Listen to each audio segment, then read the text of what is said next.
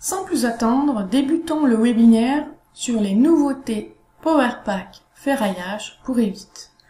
La partie plancher.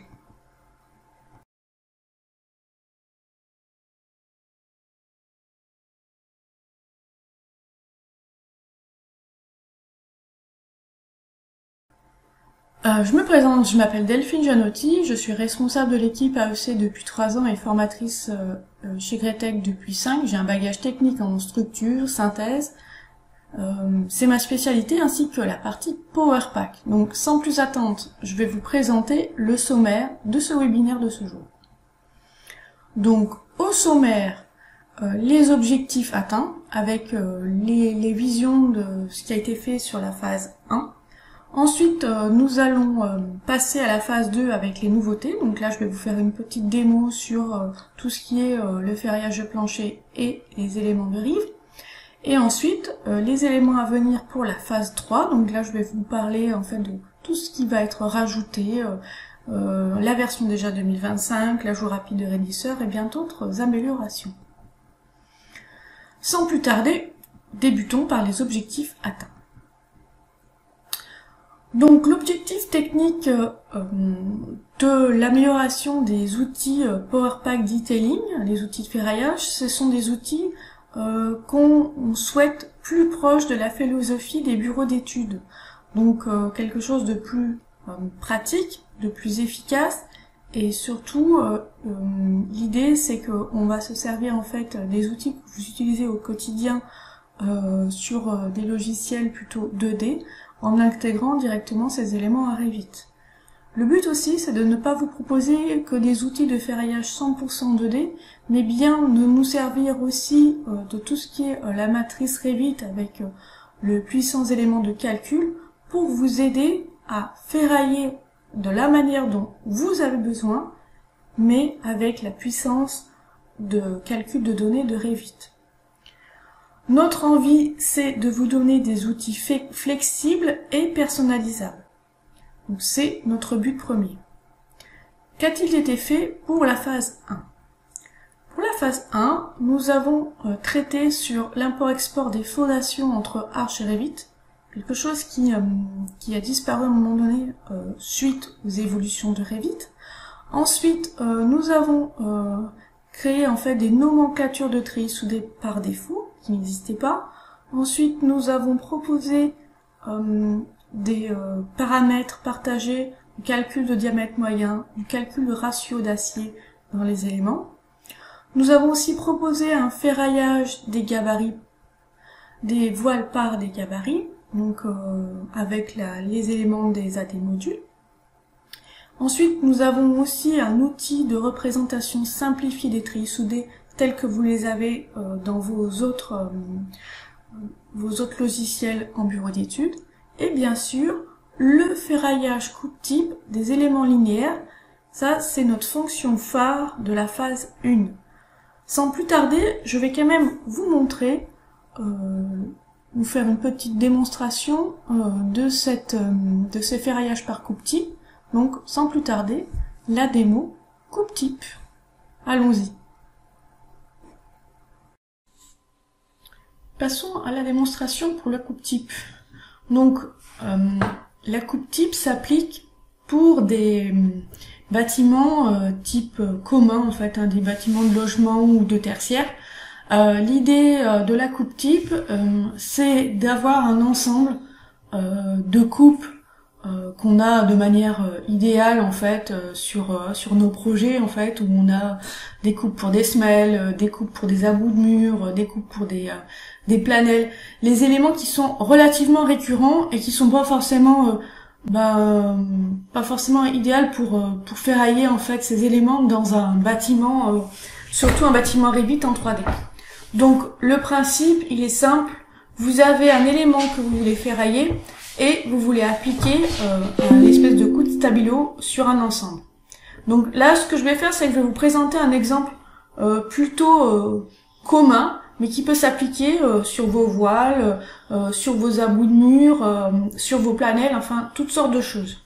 Là, je vais vous présenter en fait un exemple sur, par exemple, Si je veux ferrailler en fait l'ensemble de mes bords de dalle pour mes toitures terrasses, enfin pas mes toitures terrasses mais mes terrasses en fait. L'idée c'est que là j'ai plusieurs terrasses et si je dois le faire sur Revit en fait il faut que je ferraille sur chaque terrasse.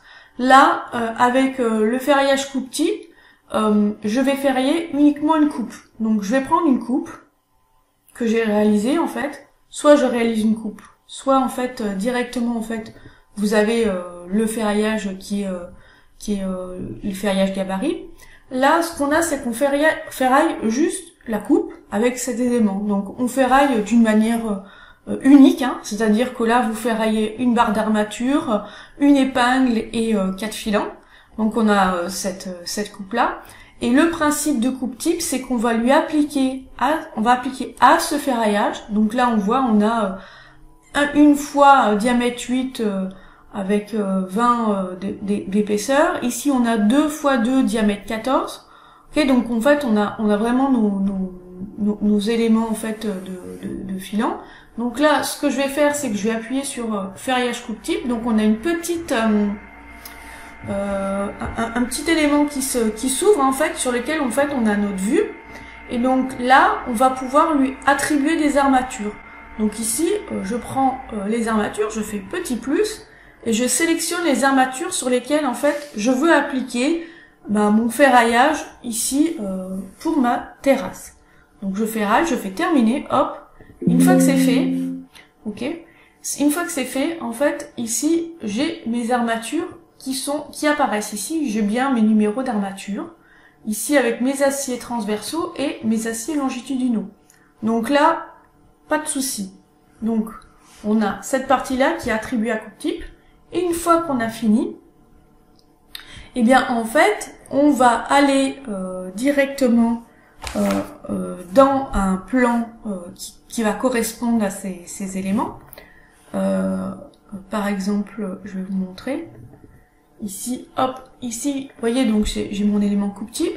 Et donc là, les éléments qui vont être positionnés, c'est par exemple sur le niveau 1, je vais placer des lignes 2D, donc des éléments qui vont être ferraillés sur cette partie-là. Ça fait que là, une fois que c'est fait, là j'ai bien 2 lignes qui vont apparaître, et ici, et là, j'ai mon ferraillage qui est alimenté. On voit ici que j'ai alimenté un certain nombre de cadres, un certain nombre de filants, une longueur en 12, une longueur en 14, bref, on a déjà une augmentation du nombre de filants. Et après, je peux continuer, en fait, pour rajouter, en fait, des éléments supplémentaires. Donc, je vais le mettre sur l'autre côté, voilà. Et donc là, je vais rajouter, je vais faire petit plus, et je vais rajouter des éléments supplémentaires. Voilà. Donc là, ça me permet d'avoir directement des éléments. Donc là, on voit que ça a été augmenté. En fait, le nombre augmente de manière cohérente. Et bien sûr, ici, dans votre nomenclature, vous avez le diamètre et vous avez le nombre de quantités hybrides, on appellera ça hybride, une nouvelle quantité hybride que vous avez dans votre distribution. Alors bien sûr, on voit là, vous pouvez aussi rajouter en ligne 3D. Donc le rajout en ligne 3D, c'est un élément qui va se mettre en fait, c'est un élément qui va se mettre un petit peu au-dessus. Donc, vous voyez, en fait, je vais vous montrer comment ça peut se passer. On va se mettre dans une vue 3D, par exemple. Et là, par exemple, je vais rajouter cet élément-là en 3D. Donc ici, je fais plus 3D. Et donc là, je vais pouvoir ajouter cette quantité hybride. Voilà, hop. Alors ça dépend, hein, quantité hybride, et une fois que c'est fait, en fait, on va bien voir ici que j'ai bien rajouté 2 éléments de ma vue 3D, et bien sûr, ces éléments vont pouvoir être rajoutés en fait dans ma quantité d'armature. Donc que vous travaillez en 2D, bon, c'est plus facile pour le repérage, ou vous travaillez en 3D, vous avez accès en fait à toute cette quantité ferraillée. Le but de la coupe type, c'est que vous puissiez facilement ferrailler des quantités assez importantes sur des modèles assez classiques, assez simples. Et ça va vous faire gagner énormément de temps. Le plus aussi, c'est que vous pouvez ne pas ferrailler que des aciers. Vous pouvez aussi ferrailler, et c'est la nouveauté, vous pouvez aussi ferrailler aussi des treillis soudés. Donc, si vous avez par exemple des villas sur lesquelles en fait vous avez des éléments dits types, vous pouvez ferrailler aussi bien vos voiles, vos attentes, vos éléments en fait qui sont répétitifs et classiques. Donc la partie ferraillage coupe type va vous aider à être beaucoup plus efficace et beaucoup plus productif dans une manière en fait j'ai une coupe type d'un élément 2D et je l'applique à un niveau différent par rapport aux autres. Donc ça, c'est le grand plus de la phase 1. Voilà. Passons à la partie de la phase 2, les nouveautés du PowerPack Rebar Detailing pour Revit. Donc la phase 2 consiste à une amélioration du ferraillage des coupes types. Donc c'est ce dont je vous parlais tout à l'heure, c'est-à-dire toute la partie treillis soudés. Ensuite, la répartition automatique des treillis soudés sur dalle par sélection, donc quelque chose de beaucoup plus simple que ce qu'on a sur Revit. Le ferraillage de rive, bien sûr, surtout en treillis soudés, bien sûr, et le ferraillage sur appui. Nous allons passer à la démo de ce plancher. Allons-y. Revenons dans notre petit bâtiment. Donc, nous allons faire les éléments pour le plancher. Donc, du coup, en fait, nous allons vous montrer comment réaliser un plancher rapidement avec le PowerPack Detailing. Donc, ce qu'on va se mettre, c'est qu'on va se mettre sur un élément où on voit les planchers, par exemple, et je vais vous rappeler comment on réalise les planchers sur Revit, pour vous montrer que c'est un petit peu pas forcément super évident. Donc ici, en fait, on clique sur armature surfacique, on sélectionne la dalle, et là, on fait la ligne de contour. Donc, on sélectionne les éléments pour créer la ligne de contour. Ok. Ensuite, hop, pardon, voilà. Ligne de contour. Hop, voilà. Et une fois que c'est fait, voilà. Hop, c'est bon, c'est comme ça, voilà. Et une fois que c'est fait, vous avez direction principale, donc je peux y appliquer une direction principale sur différents endroits, et je valide. Donc ça, c'est le premier point, donc ça c'est la partie Revit. Quand on réalise le PowerPack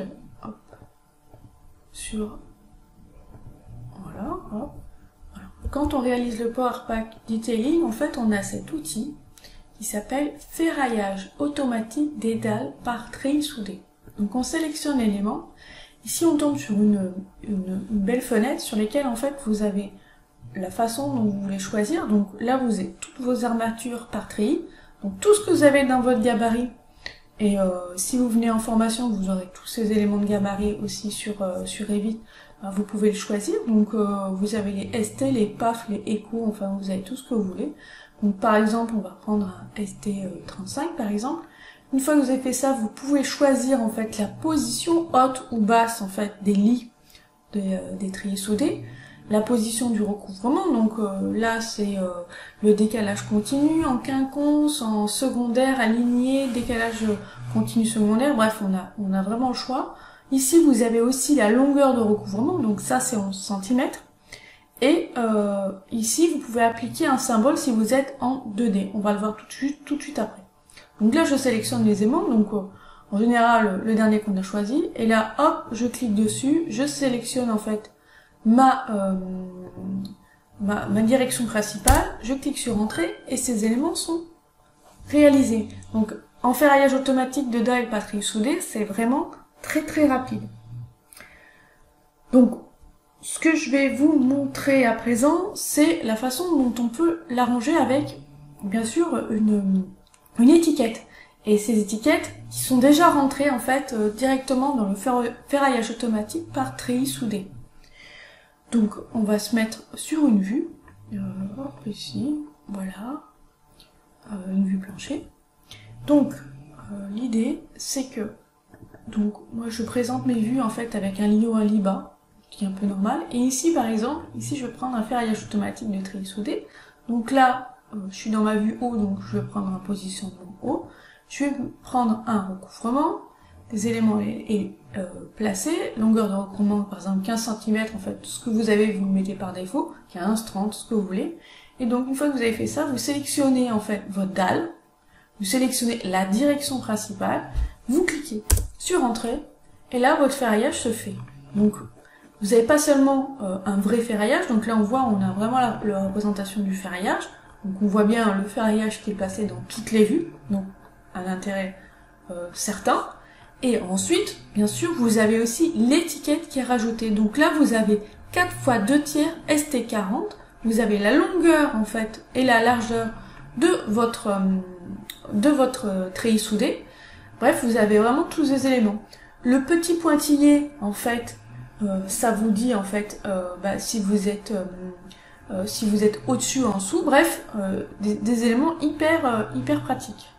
De la même manière, on va le faire de ce côté-là, pour le ferraillage automatique en lit bas. Hop, je mets lit bas, j'applique un ferraillage à symbole, et là par exemple je vais mettre, je vais mettre un petit PAF C. Ok, donc là je le place, ici je mets une longueur de recouvrement par exemple de 30 cm, je clique sur OK, et là je sélectionne l'élément, pareil, et je donne ma direction principale, et là, vous voyez, j'ai mon ferraillage qui est fait. Donc là, on voit la quantité, c'est marqué 10 PAF C. 1, 2, 3, 4, 5. Et en fait, ça vous donne le nombre de PAF que vous avez à positionner. Voilà, donc ça vous représente ces éléments-là, bien sûr, dans toutes les vues. Hein. C'est pas forcément qu'une étiquette, vous avez le treillis soudé qui est positionné, et bien sûr, vous avez tous les éléments qui sont placés dans votre vue. Et bien sûr, grâce à la phase 1 du Power Pack, vous avez les treillis, les nomenclatures de treillis soudés qui sont placées. Donc là, vous voyez, vous avez les PAF C qui sont positionnés, et vous avez la quantité globale de PAF C avec une quantité optimisée. Donc vous avez la quantité globale sur cette vue. Donc si vous avez une vue plus ou moins grande, vous aurez votre quantité globale de PAF C, et la quantité globale de ST40 avec la largeur de coupe et bien sûr les éléments qui sont positionnés. Ici par exemple on a plutôt un positionnement d'un PAF C qui est plutôt optimisé à un demi treillis. Donc ici vous avez votre total et vous pouvez faire votre quantitatif global si vous avez par vue en fait, par niveau. Du coup si vous faites des planchers par niveau, forcément vous aurez votre quantitatif par niveau. Passons ensuite au ferraillage de rive et à la création de chapeaux en treillis soudés. Donc c'est cet outil ici là, c'est très sympa. Donc je vais vous montrer comment ça se passe. Donc du coup je vais l'utiliser. Donc ici j'ai un panneau qui s'ouvre sur le choix du type de ferraillage que je veux appliquer.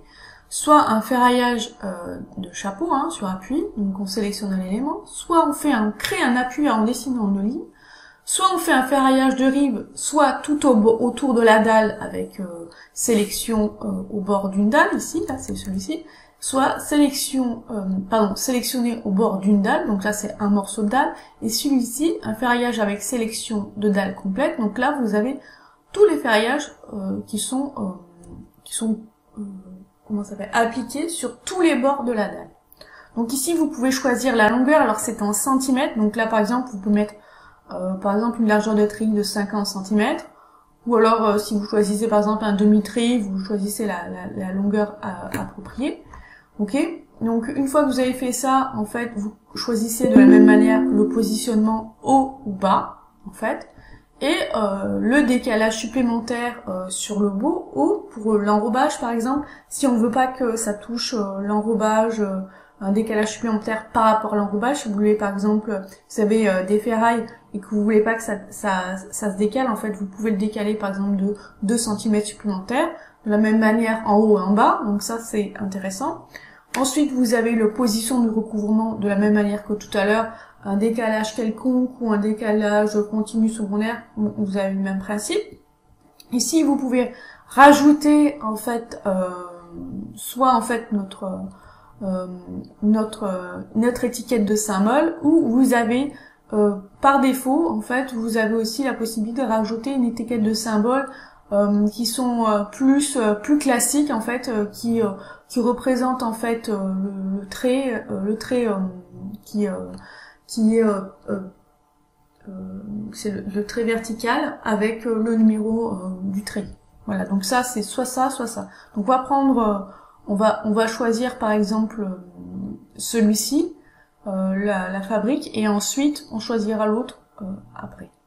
Donc une fois que j'ai fait ça, en fait, je vais sélectionner par exemple le bord de la dalle. Je clique sur OK.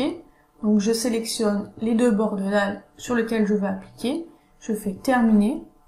Et là, en fait, vous voyez, j'ai mon ferraillage qui est fait, donc, et j'ai mes deux étiquettes qui sont appliquées directement. Donc là, je le vois concrètement.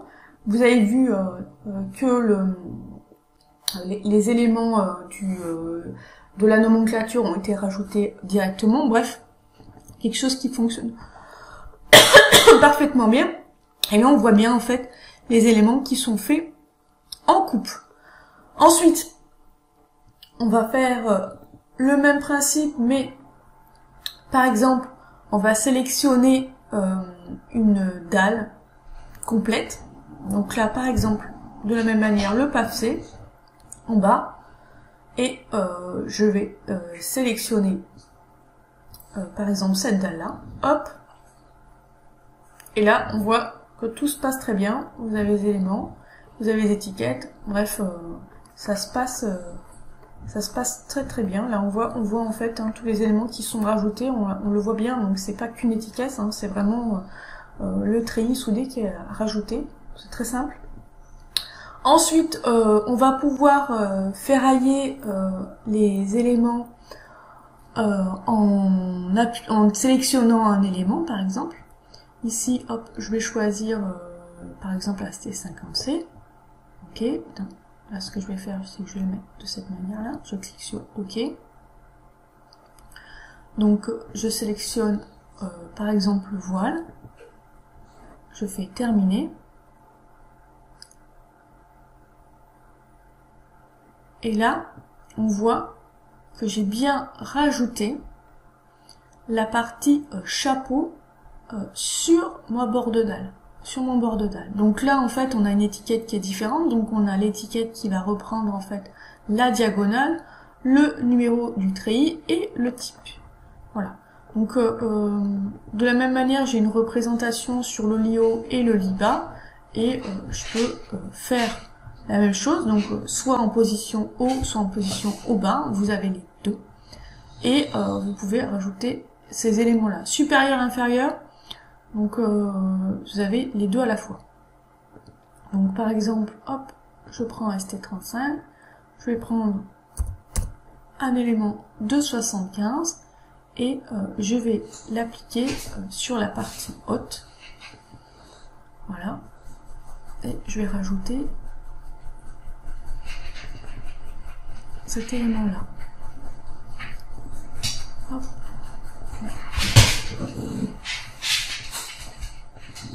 Voilà.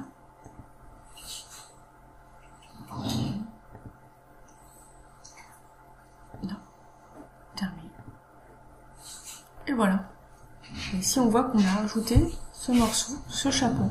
Donc quelque chose de vraiment beaucoup plus simple, beaucoup plus pratique, et surtout qui répondent, je pense, très facilement aux attentes de nos clients. Voilà.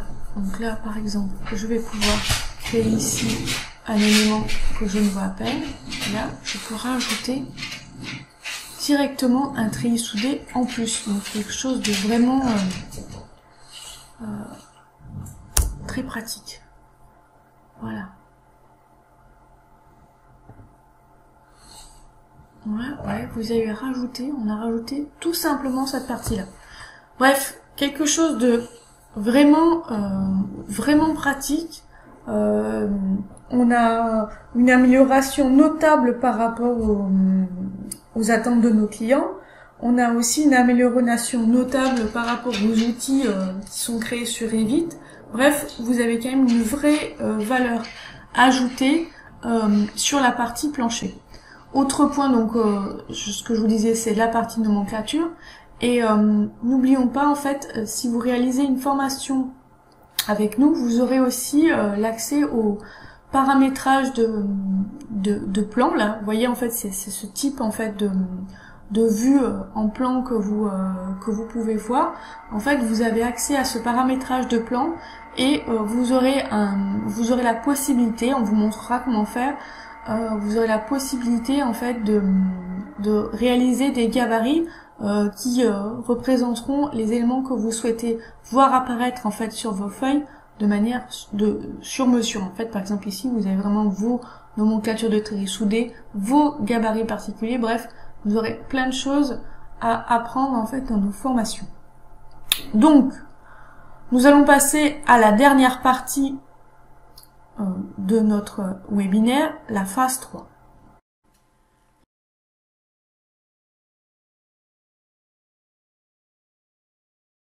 La phase 3 va comporter les éléments suivants. Déjà, tous les éléments qui sont de la phase 1 et 2 vont être transformés en Revit 2025. Ensuite, ce que nous allons faire, c'est que nous allons créer en fait un gabarit pour les voiles en treillis soudés. Donc vous allez pouvoir directement appliquer des gabarits pour vos voiles en treillis soudés et les placer sur votre Revit. Ensuite, vous allez avoir très facilement accès à une nouvelle fonctionnalité qui sont la fonctionnalité raidisseur. Ensuite, nous allons créer des linteaux automatiques sur Revit avec une ouverture qui feront parfaitement la jonction entre Revit et les éléments arches, d'où l'intérêt de travailler sur Revit et d'envoyer vos données et vos modèles analytiques directement sur arches. Donc ça, c'est un vrai intérêt. Ensuite, on va créer des templates supplémentaires pour chaque typologie. Et on va améliorer la partie workflow entre les Advanced Design modules pour réimporter en fait des caches d'armature de manière efficace et sans erreur. Parce que c'était ça le souci, on avait quelques petites difficultés et là on va améliorer grandement cette partie-là. Et enfin, quelque chose qui existait avec les utilisateurs d'Advanced Concrete et on a pensé que ça vous ferait plaisir, on va vous préparer un outil qui va vous permettre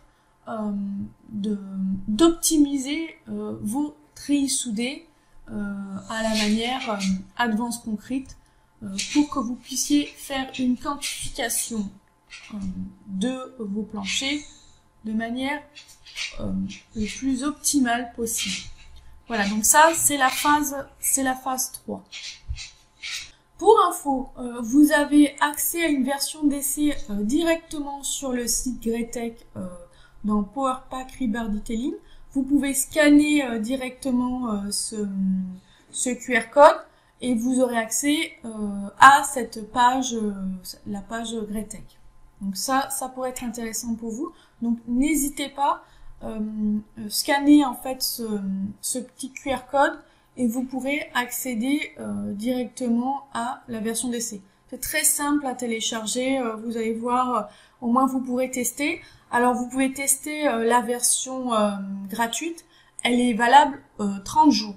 Donc ça vaut le coup d'essayer, surtout que je vous ai montré quand même quelques fonctionnalités qui pourraient être intéressantes pour vous et voir si vous pouvez gagner un certain nombre d'éléments sur votre productivité actuelle. Si je tape PowerPack ou Greatech PowerPack Detailing, je tombe sur ça sur Google. Donc ici, vous avez PowerPack Detailing. Vous avez accès donc à la fameuse page où vous avez la version d'essai gratuite. Ok, vous avez toutes ces informations. C'est intéressant. Vous avez les fonctionnalités, les outils, les plans de coffrage, les plans de ferraillage. Bref, plein de petits outils donc qui sont directement sur le site. Il y a aussi les vidéos sur YouTube. Donc je voulais vous en parler parce que ça peut vous aider pour tout ce qui est compréhension, intérêt de la chose. Ici, vous avez accès directement à vos Power Packs avec les ferraillages des éléments continus. Donc des choses qui sont plutôt sympas. Voilà, donc je vous dis à tout de suite pour vos questions et puis je vous remercie pour votre attention pour le webinaire de ce jour. Merci, à tout de suite.